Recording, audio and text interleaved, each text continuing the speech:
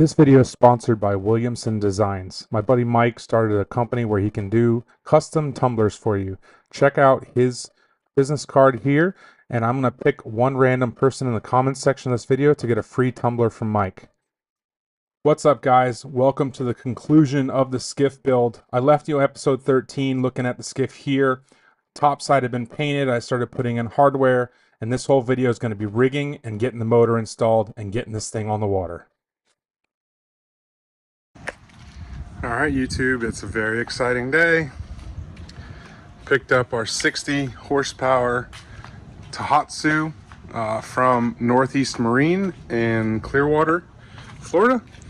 Gonna get this thing off the truck and get all of the rigging parts that they gave me.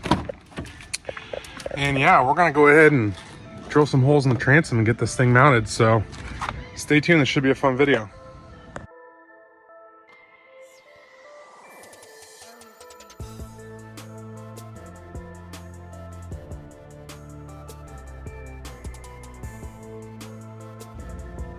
All right, here's day two.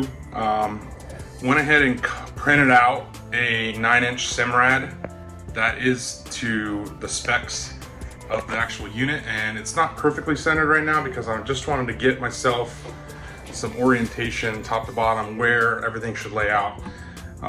None of that is actually secured in yet because I still have to pull out everything, paint all the wood on the inside with epoxy to seal it.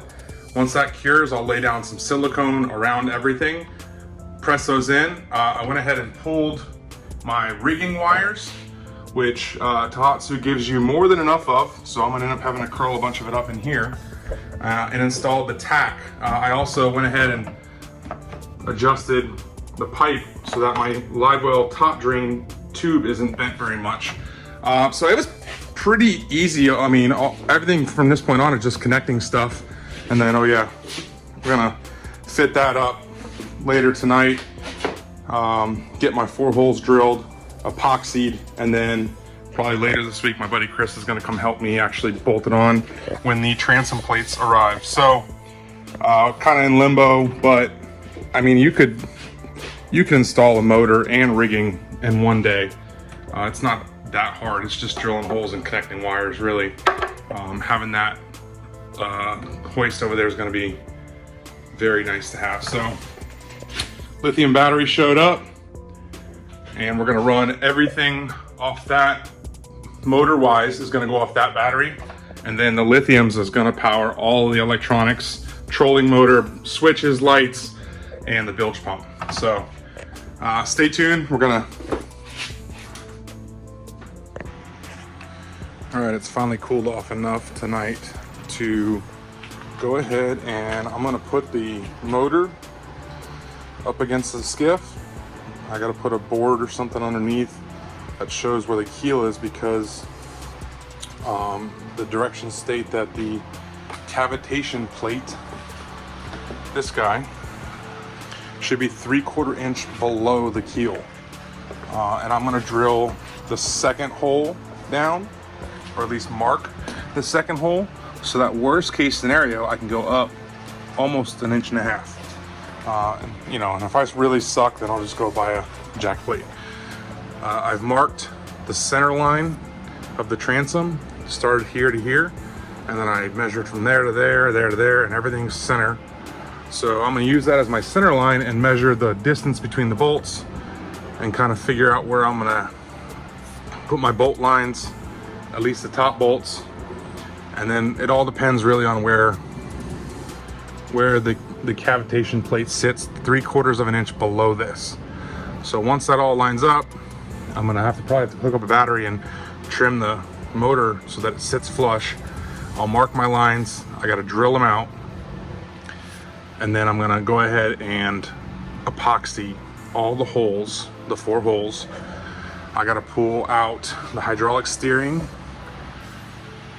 the tack, the key, and my binnacle, and epoxy all those holes, epoxy all the switch holes, so that way the wood, even if the silicone fails and water gets in there, the wood can't rot.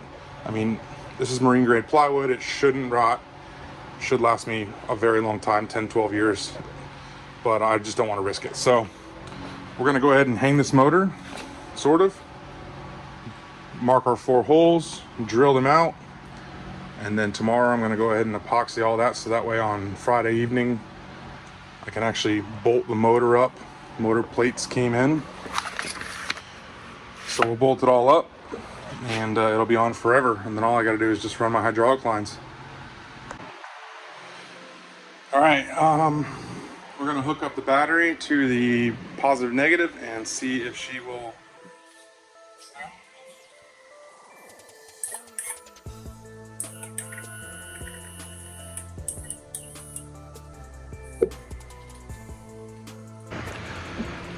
All right, y'all, we're gonna call this keel cam. By myself, that's as good as it's gonna get as far as getting the motor on the transom.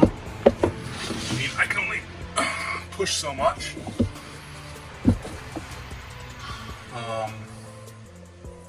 It'd be nice if, well, I could put the nose of the boat down so the ass sticks up a little bit more. Let's try that. I should have recorded that because that was a great idea. So as you can see now, the motor is flush with the transom, and we're gonna go keel cam and see how much lower. There we go.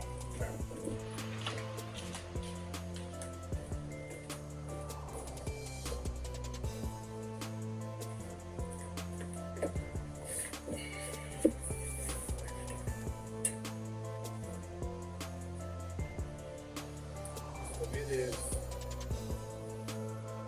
a little too low. I have to lift it up. This needs to be 3/4 inch. Okay. So the keel is like that.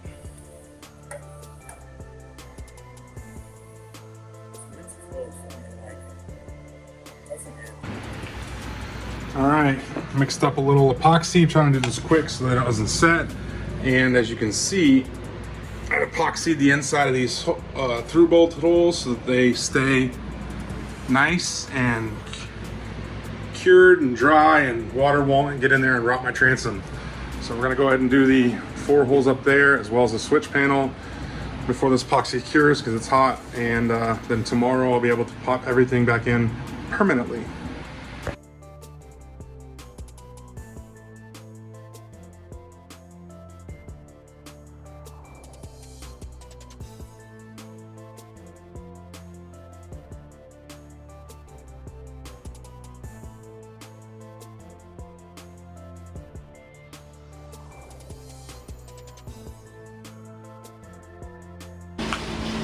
All right, filling up this trash can with water, which should get above the water intake line. And we're gonna put some oil in here. Got some gas for it. And we're gonna fire her up and let her idle for 10 minutes and continue working. I got the controls today from Northeast Marine, so I can get those in, but I'm not worried about putting this thing in gear until we're in the water. All right, we have water filling the trash can. We are hooked up to a battery. I've pumped the fuel bulb so there's gas in the engine. I've filled up 2.3 quarts of oil. There is oil in the engine. There's no leaks anywhere. Theoretically, this should beep when I turn the switch, and then the motor should fire up. Okay. I've never done this. Disclaimer.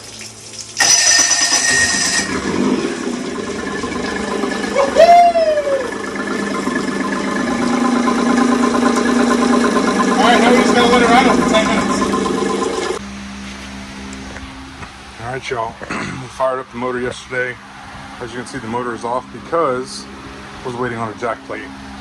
I've got all our bolts siliconed up really well. I've epoxied every single hole on the inside so that hopefully no water ever gets in there and rots it out. I've even siliconed the inside of the bolts too. So our transom saver bracket, whatever you want to call it, is on. I'm gonna pop on the jack plate, and then I gotta go get new hardware to bolt the motor to the jack plate tomorrow.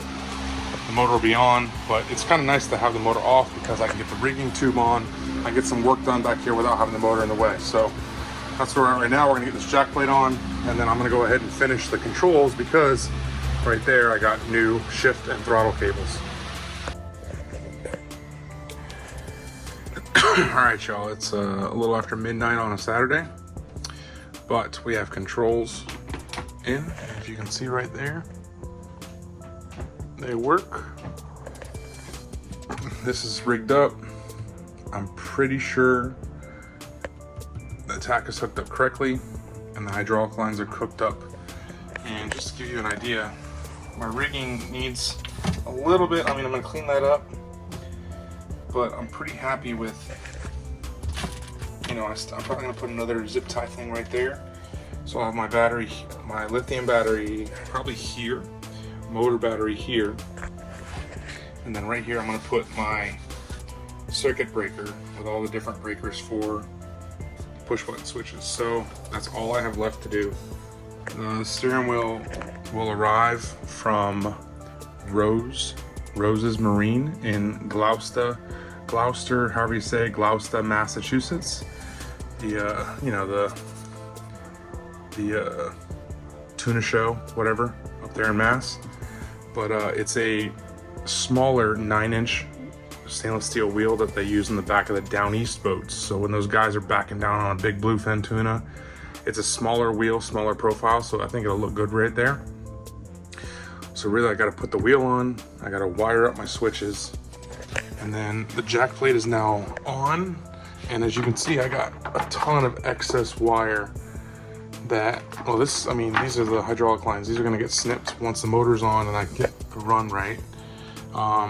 Just got to put on my rigging tube, coil up this massive, I mean, it's a 20-foot motor hose, or motor, whatever you want to call it, harness. So, and then once the motor's on, I can hook up the hydraulic steering and bleed it.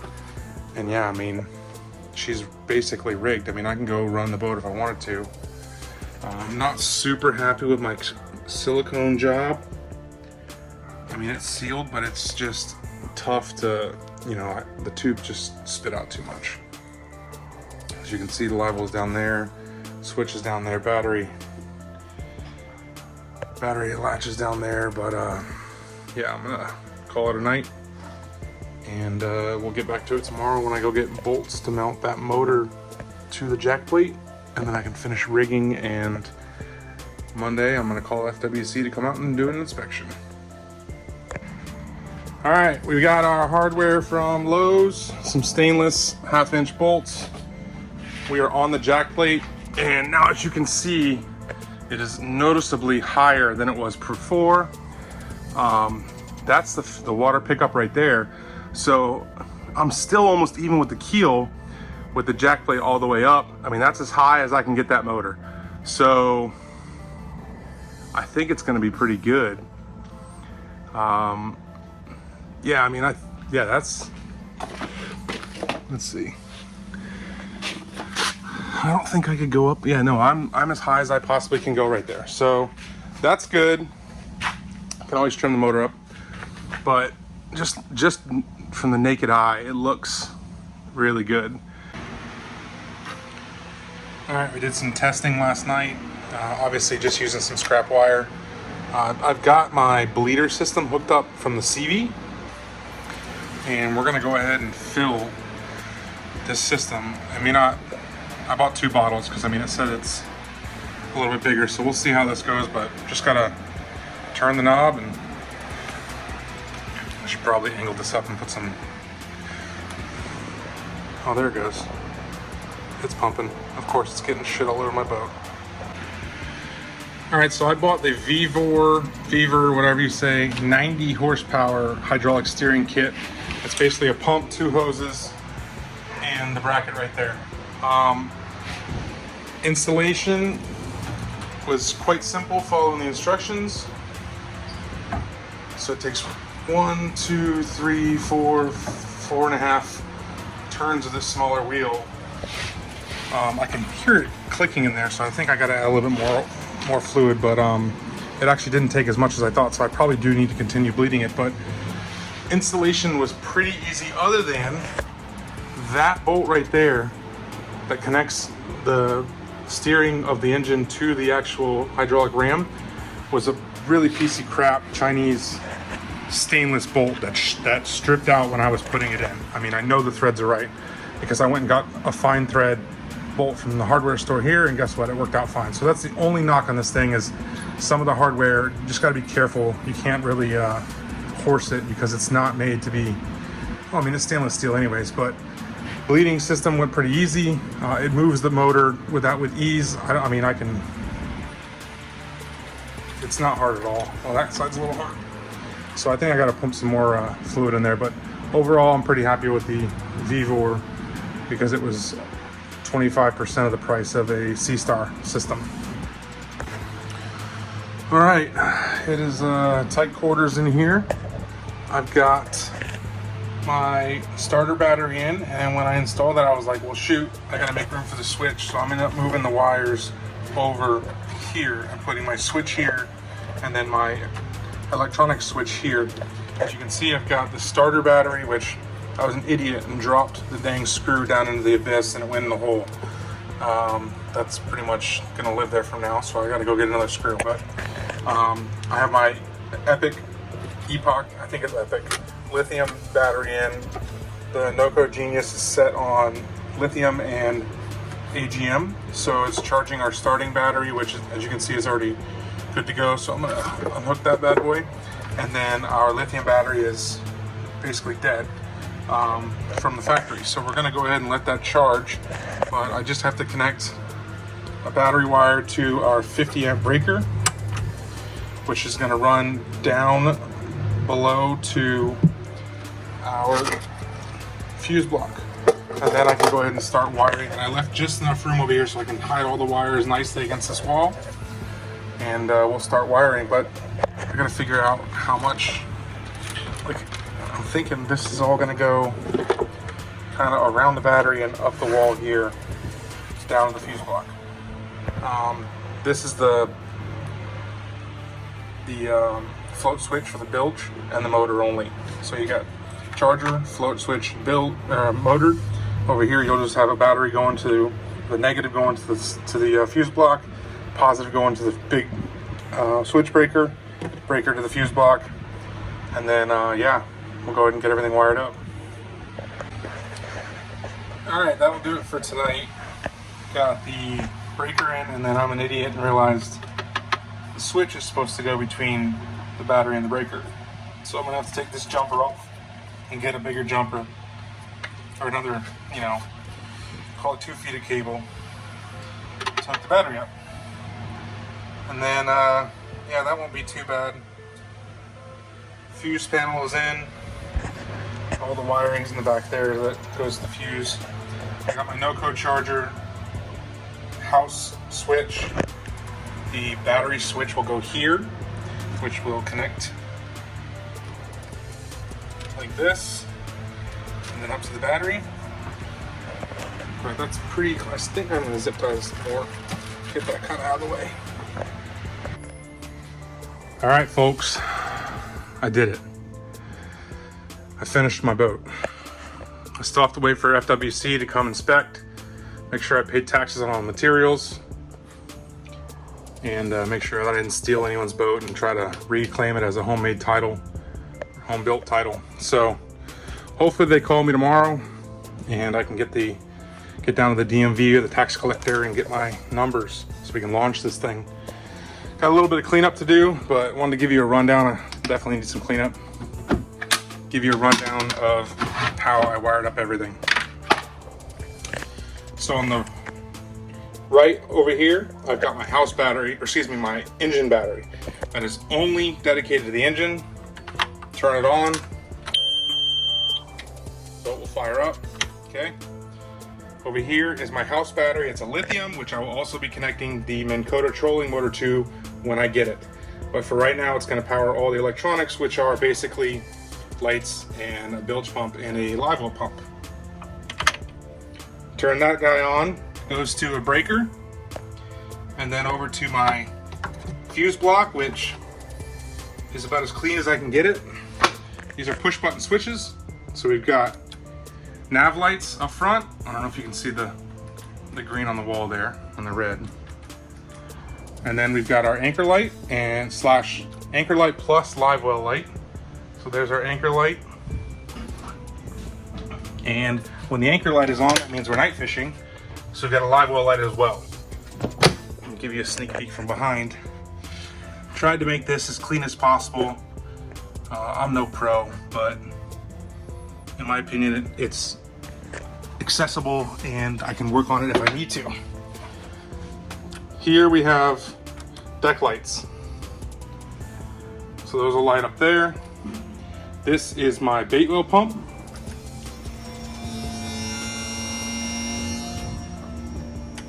And lastly, the bilge is on a float switch. So let me get this stick here. All right. So if the live well gets too much water in it, the float switch will go. So that'll kick on the float switch, and that'll work regardless of whether the battery is on or off. It's always connected and always hot. So that way, if it rains real heavy, we get a little water back there, it'll actually pump out the bilge. I just remembered my bilge hose is en route, so I gotta still do that. But either way, this is my manual bilge switch. So when I'm running the boat, if there's water on the deck and if there's water back there and I just want to kick it on, I can hit that on too. She's done. I'm very happy. Simrad 9-inch screen coming in the future. Got my safety kit I gotta put in the front hatch here. We are fueled up. I just need FWC to come inspect. Thing could use a bath. I've been working on it like hell. This paint is awesome. Cushions are being made right now, but cushions aren't gonna stop me from fishing and breaking this motor in. I'm so happy. I can't believe it. I built a mother boat. All right, you might be wondering, Kyle, why did you drill 2 holes in your transom? Well, the very last thing I wanted to put in before or after I got the motor on, so I knew exactly how it sat in the transom, was a drain plug. So the drain plug is down at the bottom of the hole there.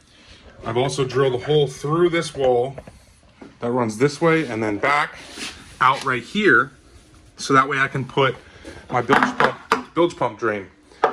Those are the last 2 things I had to do before I can go ahead and wash the boat, because I really didn't want a bunch of water getting in here and having nowhere to go. It just sits. So at least now I can epoxy those holes. So I'll take a rag or a towel, soak it in epoxy, and then do those 3 holes that are exposed. So that wood is sealed and protected. And then I'm going to install the fittings using marine grade silicone, screw those in, and she's done. I called FWC again this morning to follow up. They are having an officer reach out to me so that we can get this thing inspected and on the water, hopefully this weekend. Yeah, you got to see. You got to see FWC do their job. Yeah, I'm gonna get some registration for the boat. Now we can go. Lady said she's been doing this 14 years and has never seen a home-built boat that looked like this. Good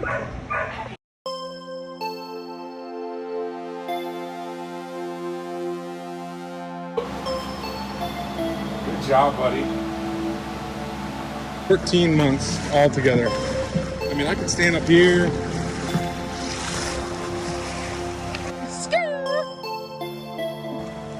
JP is going to be so excited when he gets home. Breaking in the skiff. Flushing the new motor. Somebody enjoys it. Is that fun? Ah, you got fun! Successful sea trial.